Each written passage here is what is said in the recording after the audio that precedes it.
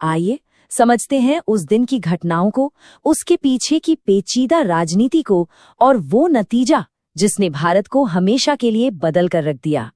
तो चलिए वक्त में पीछे चलते हैं। तारीख थी 31 अक्टूबर 1984।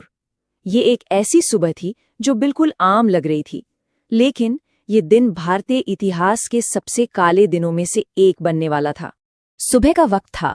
प्रधानमंत्री इंदिरा गांधी अपने घर से निकलकर पास वाले ऑफिस की तरफ जा रही थीं। वहां उन्हें ब्रिटिश एक्टर पीटर उस्तिनोव को एक इंटरव्यू देना था। अब क्योंकि दोनों बिल्डिंग्स बिल्कुल पास पास थीं, तो उन्होंने सोचा गाड़ी क्या लेने, पैदल ही चलते हैं। और फिर जो हुआ उस पर यकीन करना मुश्किल है। जैसे ही इंदिरा गांधी गेट के पास पहुंची, उन्होंने अपने बॉडीगार्ड बेअंत सिंह को देखा। वही बेअंत सिंह जो पिछले 10 साल से उनकी हिफाजत कर रहा था। उन्होंने उससे रोज की तरह नमस्ते किया, लेकिन अगले ही पल बेअंत ने अपनी रिवॉल्वर निकाली और उन पर 1, 2 नहीं 3 गोलियां दाग दी। गोलियां लगते ही इंदिरा गांधी वहीं जमीन पर गिर पड़ी। कहते हैं कि गिरते वक्त उनके मुंह से बस यही निकला। सोचे कितना गहरा सदमा लगा होगा उन्हें। एक ऐसा धोखा जिसकी उन्होंने कभी कल्पना भी नहीं की होगी, वो भी अपने सबसे भरोसेमंद गार्ड से। और बात यहीं खत्म नहीं हुई। साजिश का दूसरा हिस्सा, एक और गार्ड सतवंत सिंह आगे आया।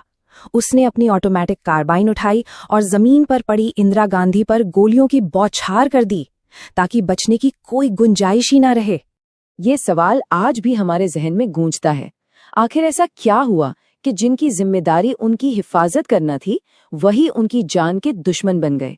इस क्यों का जवाब ढूंढने के लिए हमें कहानी में थोड़ा पीछे जाना पड़ेगा। इस सवाल का जवाब इंदिरा गांधी की शख्सियत में ही छिपा है।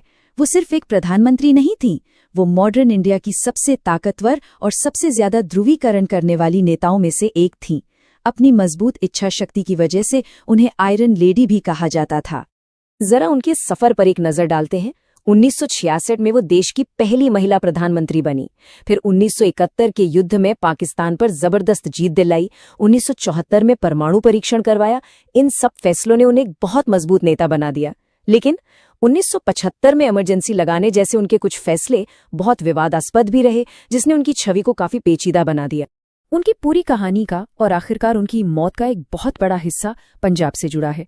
पंजाब जो उस वक्त एक राजनीतिक उथल-पुथल के दौर से गुजर रहा था, और यही उथल-पुथल इस पूरी ट्रेजेडी की वजह बनी। राजनीति में कई बार उठाए गए कदम उल्टे पड़ जाते हैं। हुआ ये कि पंजाब में अपने राजनीतिक विरोधी अकाली दल को कमजोर करने के लिए गांधी की कांग्रेस पार्टी ने एक स्थानीय धार्मिक उपदेशक जरनैल सिंह भिंडरावाले को जाने अनजाने में काफी बढ़ावा दे दिया। तो देखिए, पंजाब में उस वक्त 2 तरह की सोच चल रही थी। एक तरफ था अकाली दल, जो बातचीत के जरिए संवैधानिक तरीकों से पंजाब के लिए ज्यादा अधिकार चाहता था, और दूसरी तरफ थे भिंडरानवाले और उनके समर्थक, जिनका रास्ता बिल्कुल अलग था, कट्टर और टकराव वाला। और फिर देखते ही देखते पंजाब के हालात बिगड़ने लगे। हर तरफ हिंसा और डर का माहौल था। इसी बीच भिंडरावाले ने अपने हथियारबंद साथियों के साथ सिखों के सबसे पवित्र स्थल स्वर्ण मंदिर को ही अपना ठिकाना बना लिया। उसे अपनी सारी गतिविधियों का हेडक्वार्टर बना लिया।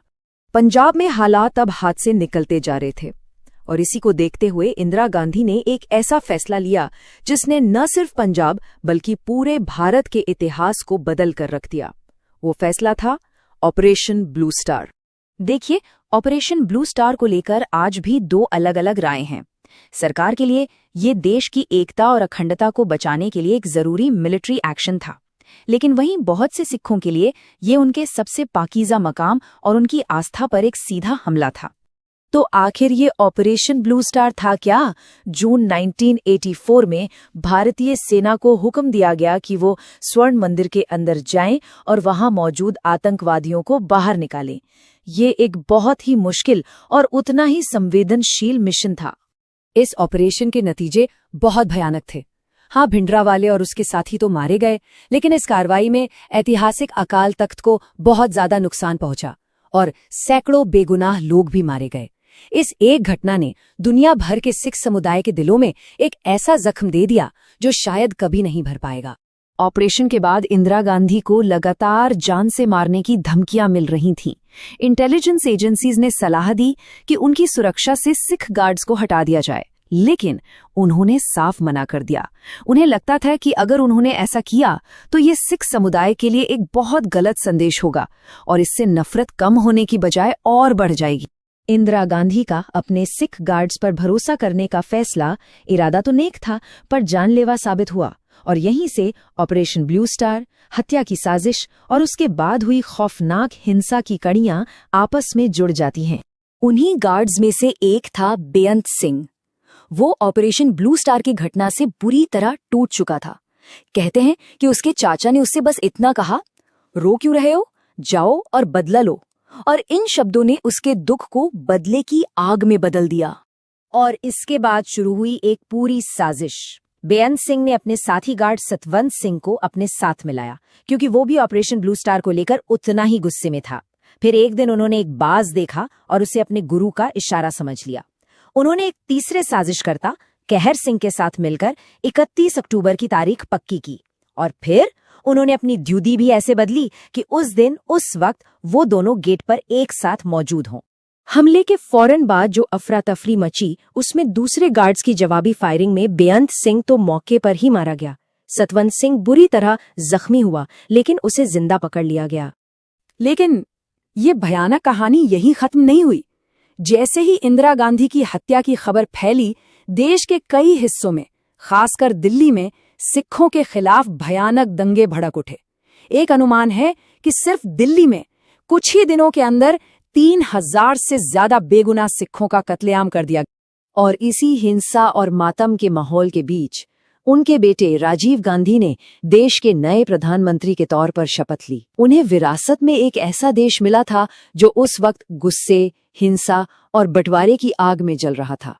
ये पूरी कहानी हमें एक बहुत गहरे सवाल के साथ छोड़ जाती है कि आखिर वो कौन सी लकीर है जहां एक राजनीतिक फैसला किसी की नजरों में जाती दुश्मनी बन जाता है, और कैसे हिंसा का एक चक्र शुरू होता है जो फिर कभी खत्म नहीं होता और एक बदले को दूसरे बदले की वजह बना देता है।